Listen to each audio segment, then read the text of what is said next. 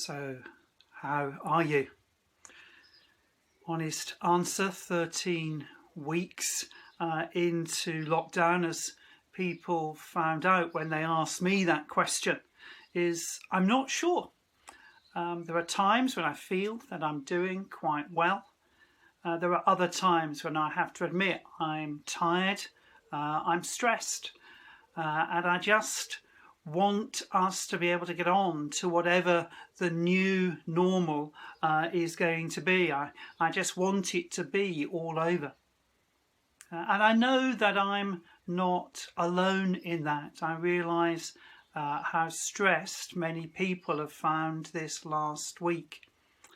We had the announcement last Sunday of an announcement that was going to be made on the Tuesday of the opening of our church buildings this coming week, an opening which moved from the Monday to the Saturday, and then the guidelines to enable us to do that finally being produced on the Friday. And I realise that for some people they're excited about that possibility. For other people it's made them incredibly anxious.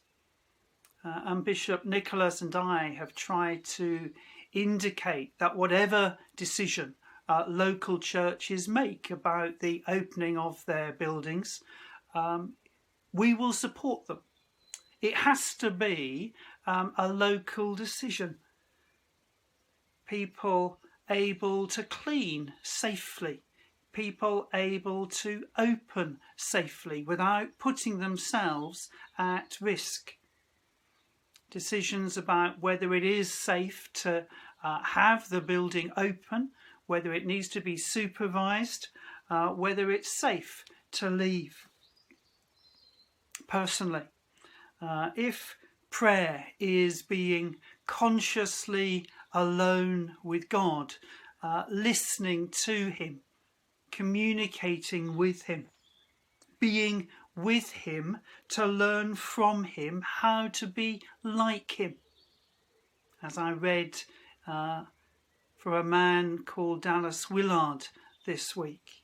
If that is prayer, then for me personally, give me a big open space. Give me a desolate hill. Give me a walk along the coast. Give me even this summer house. And yet I recognise that for many people in our communities, our church buildings are their thin spaces. The place where people from our communities for generations have come to seek God, to be with him, to listen to him. And I guess it would have been a strange statement from us as a country if our shops had been allowed to open, but our churches were not. Even if we ourselves decide that we're not able to do that. A house of prayer for all people, all nations, all ethnic groups. That's how Jesus described the temple in Jerusalem. A place where all people, regardless of colour, of race, of gender, of sexuality, of any distinction that we foolishly make about other human beings. A place where all people are able to come to encounter the God who loves them and is totally for them.